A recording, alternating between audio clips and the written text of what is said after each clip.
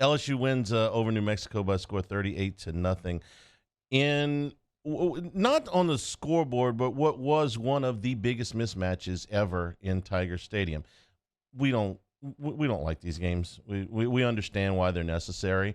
They're necessary for money. Necessary for money for LSU, necessary for money for New Mexico, necessary for development for LSU. Think of them as, the NFL does preseason games, but nobody gets the LSU schedule and goes, I can't wait for New Mexico. But even by those standards, this was one of the biggest mismatches ever. When your opponent gets two first downs, you look at it and you say this was a mismatch of monumental proportions. And New Mexico is not the worst team that I've ever seen come into Tiger Stadium. They're not. They were just they're not good, but they're not the worst team I've ever seen come in here. But you got to go back to the 1940s since a team only got one first down against LSU. The game was different then. I wasn't around to see it, but trust me, it was. You go 28-2, and not only or is it a mismatch, but you've got a bad matchup on top of the mismatch. Sometimes you have a mismatch, athletically and all that stuff, and just enough of a match that you can hang in a game, keep it respectable, get a score laid to just make it look okay. If New Mexico had been driving from the time the game ended on Saturday night until right now, just give them the ball again and again and again and again, they still wouldn't have scored. It's Monday. They still wouldn't have scored. That's how bad of a mismatch this was. And to their credit, both coaches knew it. The officials knew it. The players knew it. Have you ever seen a game that the people involved in it were trying to get it over with as fast as they could? Think about how many penalties get called in the game? 7, way below usual. Did you ever see New Mexico get in this thing and go, man, look, we got to pick up the tempo here. We got to try to get something going off here. Nope. They threw the ball 7 times. It was like, keep the clock running. Keep the clock running. Did LSU want to, run this thing up? No. 38 points is actually kind of deceiving. The punt returns gets called back. The offensive pass interference, they called back the other score. LSU still got special teams issues. But it was just this. It was almost one of those deals where you go, hey, running clock? Yep. This happens a little bit in high school. You get a complete mismatch and somebody's got a long ride home. It's like, running clock in the second half? Yeah. It was almost like that. This game finished in less than 3 hours, which is unheard of. We're sitting here we're rearranging clocks in postgame. It's like, all right, I back everything up about 30 minutes less than what we usually do. So what did LSU take out of this game?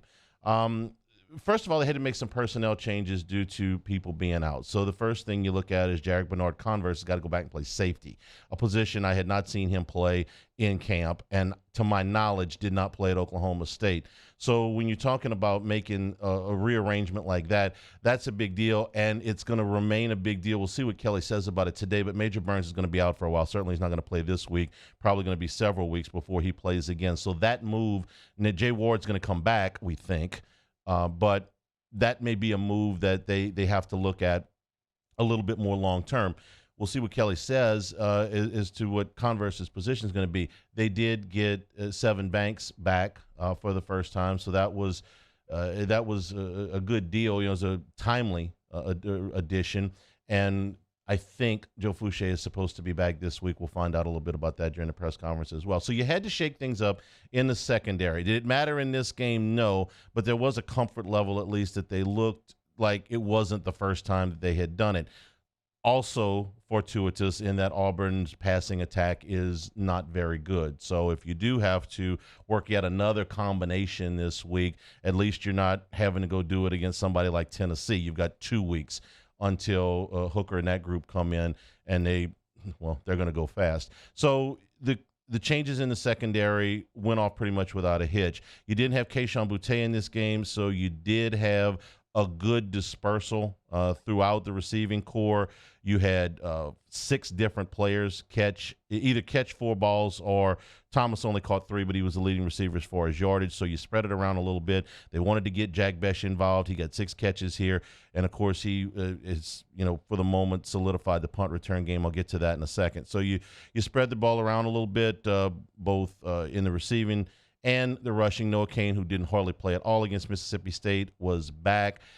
He had a nice game. John Emery, it's all the running game for LSU kind of is what it is. It's never going outside of the quarterback. It's not going to be elite, but it's not bad either. That offensive line is coming around. They are improving. Think about how much better you feel about LSU's offensive line now than you did 4 weeks ago, or I guess 3 weeks ago after the end of the Florida State game. I feel a hell of a lot better about that group. So while there's not Hall of Fame running backs in that backfield, I get it. The offensive line improvement, more reps with this combination. They're finally able for the first time to keep the same combination. They had a rotation at right guard. Thought Frazier played a little bit better than Bradford did, but none of them played poorly in this game. So all that was good. The fear that LSU has had since the very first game, watching Jaden Daniels operate, was that if you get this many hits, this many opportunities on him, the potential of him being injured is greatly increased. And you finally got that. It wasn't a serious injury. We'll get an update on that today also. He could have gone back in the game. It was a lower back. He kind of landed on his tailbone. And I'll be honest with you, watching it in real time, I was concerned that his head had hit the ground with such velocity that it might have been a concussion. Turned out that wasn't the case, thankfully. But that's going to be a concern all the way through. The games only get tougher from here, which is why it was encouraging to see Garrett Nussmeier bounce back from what was a rough performance against Southern and have a very good performance here. 9 out of 10, 135 yards and a touchdown. Jaden Daniels is the unquestioned starter, and he's the best option for this offense. But my guess is that Garrett Nussmeier is going to have to play some significant snaps at some point in the SEC season.